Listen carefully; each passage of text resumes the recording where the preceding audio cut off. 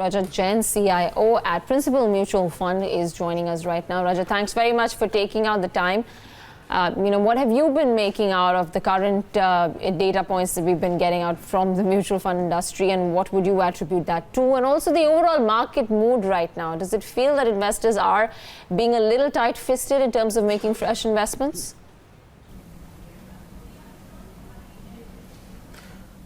Thanks for having me. Yeah, in terms of the two questions that you asked, A, in terms of flows into the fund industry, and two, in terms of the data points relating to, it's been a lot of news in the media around the slowdown, the GDP, the slowdown in consumer spend and all of that.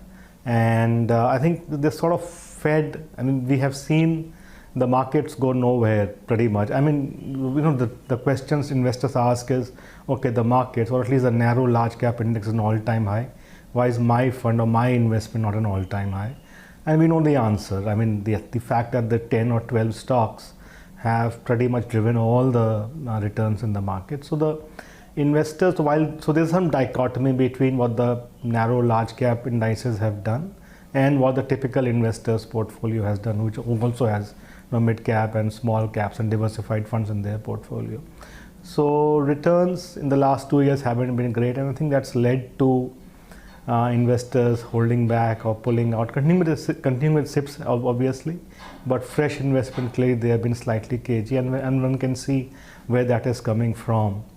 And the two, on your point on the data point on the economy, yes, there have been issues around that, and we expect hopefully in the first 2 quarters of the coming calendar year, our base case is that the Rabi crop should be better because there is more moisture in the soil, and hopefully we should see slightly better rural numbers, and we have seen higher prices. Food nutrition is high, not only vegetables, milk products, and some of that is going to the rural economy as well. So we should see some green shoots of recovery from rural India in the first 2 quarters of 2020 calendar year. And that can lead to slightly better numbers in the economy per se, and consumption should begin to gradually improve. But it's a long grind yet.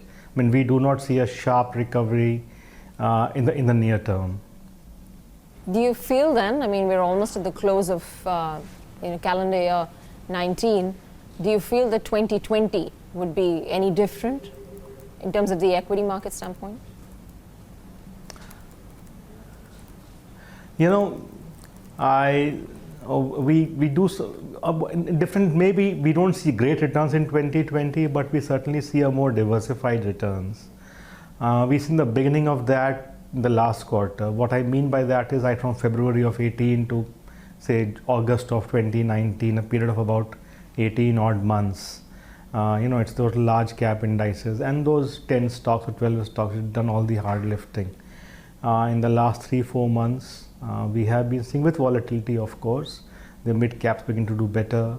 The percentage weight of the top 10 stocks in the large cap indices has begun to shrink slightly, which means other large caps are also beginning to do better. So the point, I think we'll see a more diversified set of stocks performing in 2020.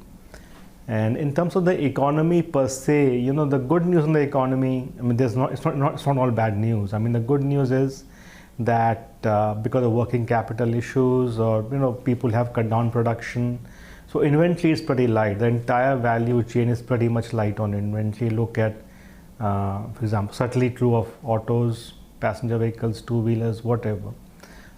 Consumer durables likewise. So inventory has been pretty much cleaned up.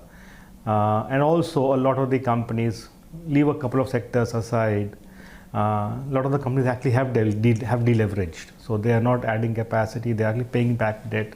So companies are sitting light on debt, inventory is light. So whenever the recovery does happen, so I think we will see rebuilding of the inventory, people willing to take on more debt. So yes, that can lead to a sharp recovery whenever it happens. Probably not in the first 2 quarters, but whenever it happens, I think there is some ammunition that the Indian economy or the companies have in terms of growth going forward.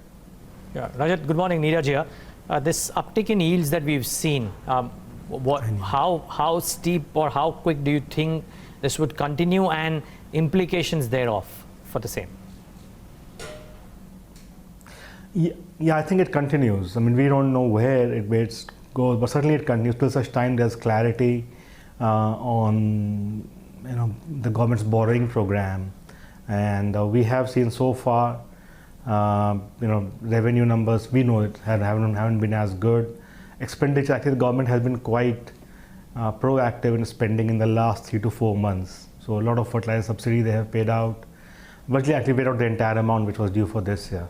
So expenditure, they are doing good work on expenditure. So fiscal deficit certainly is going to be an issue.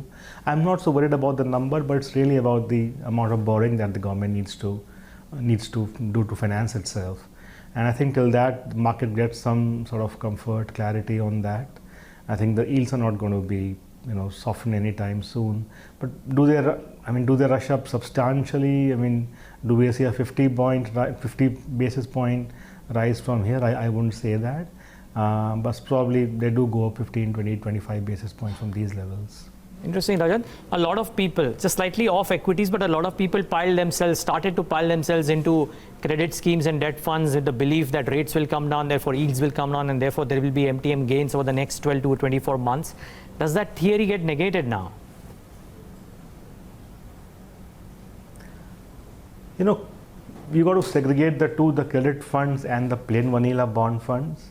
So the credit really, you aren't really playing as much of an yield play as typically you would play in a dynamic bond fund or a bond fund for that matter. In a credit, really you're getting your alpha out of the higher credit risk that you've taken. The maturity is not very long. It's generally could be 2 to 3 years in that space. But yes, on the bond deals, I think our house, right from the beginning of this year, not at the beginning of this year, I would say, but last couple of quarters, we've been slightly more cautious on the trajectory of the bond deals. So yes, we do see yields remaining here slightly higher, but not substantially higher from here. I mean, I said earlier to your earlier question, probably not 50 basis higher from here, but not softening anytime soon. Rajat, from a medium term to long term standpoint, obviously now the big data point to watch out for is what the budget doles out. So, ahead of that, maybe not too much in terms of equity market positions. But anything that you see as a silver lining to growth, to the equity market sentiment, the fact that the global indices is still holding on record highs, there's not much of a collapse out there. There's ample liquidity in the system, but obviously the fluidity of that liquidity is a question. But do you feel that there is any silver lining that one can latch on to? Yeah, I think I mentioned, the inventory. I mean, frankly, that the fact that the corporate India does have ammo in terms of low debt. You will be surprised the amount of debt the companies have, scaled back on. They've actually paid back a lot of debt. They're not doing capex. Their working capital has become much more efficient. So, that's ammo left with the corporates there to grow. Inventory cycle is light. Globally, yes, to your point, I think the emerging markets have underperformed the developed markets, primarily because the US has been such a dominating force. I mean, the US markets have done amazingly in the last 5, 7, 8 years. But the fact that the emerging markets have underperformed, and India has an 8% weight in the MSCI Emerging Market Index, and when money does come to emerging markets, India gets its own fair share out of that money. So, yeah, I mean, globally, because the US-China, suppose there's a US-China trade deal, I think that does improve the risk-on sentiment a bit, and we've seen that when there was talk of it, I think September, October, November, or September, October rather, we had this, emerging markets a positive sentiment, and that will probably happen. And you see flows into emerging markets. India gets its own fair share. But on the economy per se, it's more domestic. I won't, look at it from a global point of view. Because our exports are steady at about $25 billion a month, 26, $27 billion a month. Virtually zero growth there. So it's really domestic economy which has to do all the heavy lifting at this point of time. And I think probably the beginning could be made with the rural side. Hopefully in the first 2 quarters we see a good Rabi. We've seen rural inflation, food price inflation go up Some of that certainly goes to the rural producers. Government spends in terms of what they're doing in infra, particularly roads. It also flows through to the rural economy.